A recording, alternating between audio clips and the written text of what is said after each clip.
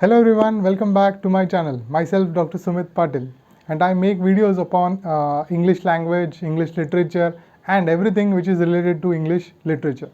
So in the previous video, I have made a video upon Anglo-Saxon literature. Now what is Anglo-Saxon literature? For that you have to watch my previous video. That is, I have made a special video upon Anglo-Saxon literature. Even though I would be focusing right now little bit about Anglo-Saxon in the later part of this video, but currently I would be starting with a new era or a new period which starts exactly after the Anglo-Saxon period. Now which is that period? That period is called as the Anglo Norman period. Now what is Anglo Norman period, or why this period had started? Now the first and the foremost thing you all should make a point, that is William the Conqueror. He was the king, or he was the Duke of Normandy, who fought with the British king, that is Harold Godwinson. Okay, and this there was a fight between England and France. Okay, and now when there was a fight, or we can say there was a war between England and France, this fight or this war, it is called as the Battle of Hastings, which French had won on 14th of October 1066, and exactly this period 1066, it is called as the beginning of the Anglo-Norman period or Anglo-Norman era. Now this William the Conqueror, where he came from? He came from Normandy, which is located in France, and they slowly and steadily wanted to explore the world, and they came to England, and but naturally they defeated Harold Godwinson, and as there was no other king, so William the Conqueror, he came to the throne, he sat, and thus there was a new era or new we can say period in the British literature, that is Anglo-Norman period. Now this Anglo-Norman period, it starts from 1066 to 1204, or we can say it has its end till the first quarter of 13th century. Now in this Anglo-Norman period there are three subdivisions, or Middle English. There are, in this Middle English period, there are three subdivisions. That is, before Chaucer, it is called as the era which is before Chaucer, that is the birth of Geoffrey Chaucer,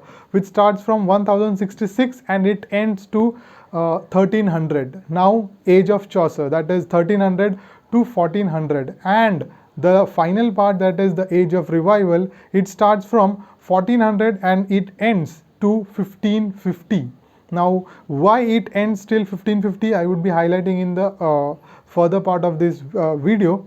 But before that, now the next point is how we can say what is the different scenario, or what are the things that has happened in literary background. Right now I have focused upon the political or social background of England, and how England was ruled by William the Conqueror, and why it came to being, that is because of the Norman conquest, which started, or which wherein they fought in the Battle of Hastings and won in 1066. Now literary background in British literature.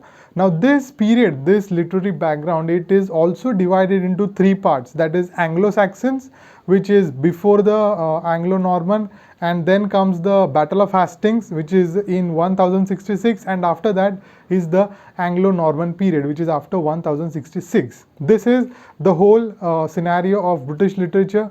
And now how the English was evolved, or we can say how English came into being with Anglos, Saxons and Jutes in the Anglo-Saxon period, and in this Anglo-Norman period, French was the prominent language which was used in elite families or aristocratic families, or wherein kings and queens lived, and but the language which was used by common people or populace, that was the Old English.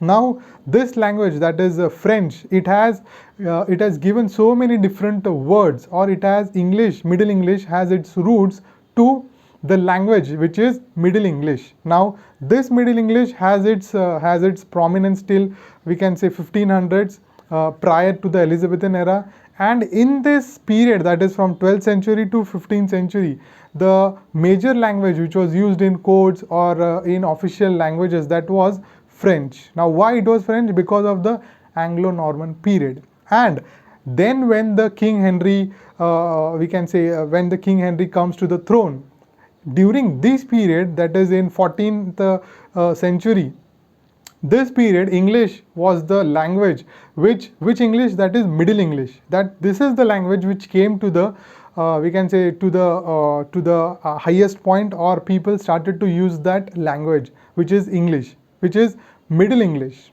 Okay, so these are the points. And now what is Old English period, what is Middle English period, and what is Modern English period? I have discussed in my previous video what is Old English period. That is, you have to see my previous video, that is Anglo-Saxon period.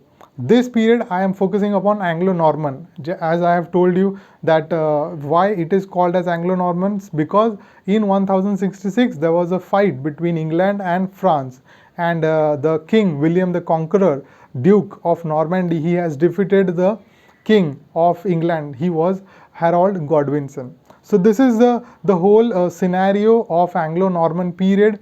And finally, there are few points that I have to highlight. That is, during this period, that is Anglo-Norman period, the two greatest universities was developed, which is none other than Cambridge and Oxford universities in London. And because of these, what has happened is, because of these universities, people started to learn about English literature, about Latin and Greek literature. And you all know, or you might have came across the great writers, prominent writers in English literature, wherein they have studied in these universities, such as we can say any writer. Take an example of Sir Philip Sidney, Edmund Spenser, Christopher Marlowe, William Shakespeare, and so on. So many people, they have learnt, they have studied ancient literature in Oxford and Cambridge universities. Now, during this period, there was also another religious point of view or religious background. What these popes who were head of the church, what these people did, Roman Catholic Church, they have sent people to we can say to the eastern part of the world. Which part of the world? That is Asia and we can say Middle East and so on. So they sent clergymen, or we can say they sent priests to preach English and Christianity to these people. And then what has happened is, when these people came back to England, they learnt about those countries, and then they also taught these languages, or we can say their culture and heritage, to the natives of England. So this is the religious, or we can say this is the historical, social, political background of Anglo-Norman period. So I hope you all have enjoyed and you all have got idea about the Anglo-Norman period. And don't forget to watch my previous videos I have made upon history of English literature, father of English literature, and different genres. There is a series of English literary genres wherein I have made. So till today, this is it, and I hope you will continue watching my videos. Thank you so much. Don't forget to subscribe to my channel for upcoming videos, and comment below what you have liked and what you have disliked, so that I can make changes in the upcoming video. Thanks.